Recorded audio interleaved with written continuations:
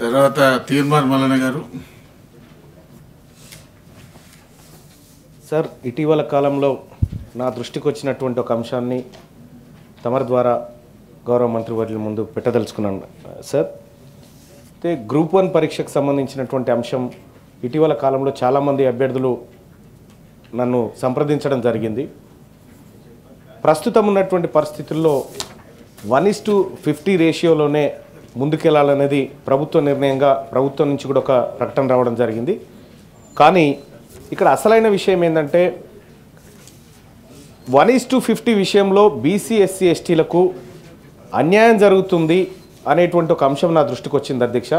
ఎందుకంటే 1:50 అన్నప్పుడు ఒక 100 పోస్టులు ఉన్నప్పుడు 5,000 మందిని తీసుకున్నప్పుడు ఆ టాప్ 5,000లో ఉన్నటువంటి బీసీ ఎస్సీ ఎస్టీలకు కూడా జనరల్ కేటగిరీలో ఇవ్వకుండా బీసీ ఎస్సీ ఎస్టీ కేటగిరీలోకే తీసుకుంటా ఉన్నారు. తద్వారా ఎక్కువ మంది బీసీ ఎస్సీ ఎస్టీలకు అలాగే ఉమెన్స్కు కూడా అన్యాయం జరుగుతూ ఉందనేది నా దృష్టికి వచ్చింది అధ్యక్ష. దయచేసి యూపీఎస్సీ తరహాలో ఉండే విధంగానే ఏదైతే 1:50 కానీ లేకపోతే ఆ రేషియో ఏదైతే తీస్తారో ఆ ప్రామాణికాలతోనే తీస్తే ఎక్కువ మంది బీసీ ఎస్సీ ఎస్టీలకు న్యాయం జరిగే అవకాశం ఉందని తమరి ద్వారా మంత్రివర్యులకు తెలియజేస్తాం. గోరేటి వెంకన్న గారు. అధ్యక్ష,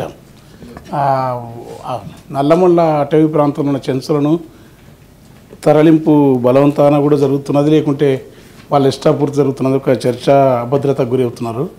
అది యురేనియం తవ్వుతారని కేంద్ర ప్రభుత్వం ప్రతిపాదించినప్పుడు గత ప్రభుత్వం తీర్మానం చేసిన అది తోమని, మళ్ళీ ఇప్పటికి వాళ్ళ నివాస ప్రాంతాల నుంచి వేల సంవత్సరాలుగా ఆదివాసులు అక్కడ ఉండి అడవిని రక్షించుకోవడం కాకుండా ప్రకృతి పర్యావరణాన్ని, పరిమితత్వాన్ని, ప్రశాంతతను, సహజత్వాన్ని, ఈ దేశ పునాది ఆత్మ ప్రపంచానికి గాంధీ చెప్పిన ఈ 3 సూత్రాలు ఎత్తిన వాతావరణాన్ని, పర్యావరణాన్ని కాపాడే అడవులు ఉండకుండా, తర్వాత దక్షిణ కాశీగా పేరుపడే శ్రీశైలం లాంటి క్షేత్రాన్ని రాధారణ ప్రాంతంలో యురేనియం తవ్వకాలకు మళ్ళీ ఏదో ప్రయత్నం చేస్తున్నాయని చెంచులు, అక్కడి ఉద్యమ సంస్థలు కొంత చర్చకు తీసుకొస్తూ ఉన్నాయి, అభద్రతకు గురవుతున్నారు. ఆ తరలింపు ఉంటే ప్రభుత్వం మీ ద్వారా అలాంటివి సరైనది కాదు. వాళ్ళని అక్కడ బలవంతాన ఎవరైనా వచ్చి ఆధునిక సమాజంలో ఉంటుంటే వాళ్ళని అవకాశాలు ఇవ్వటం మంచిదే, వాళ్ళు మారుతుంటే.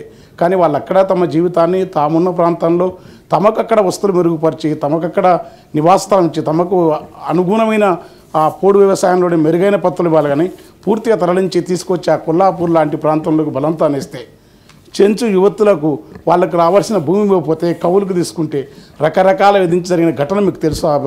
వాటి వివరాలు ప్రపంచానికి సభ్య సమాజమే తలజింతుకున్నంత క్రూరంగా, ఎంత క్రూరత్వం అంటే అంత అమానుషత్వం ఈ ప్రపంచంలో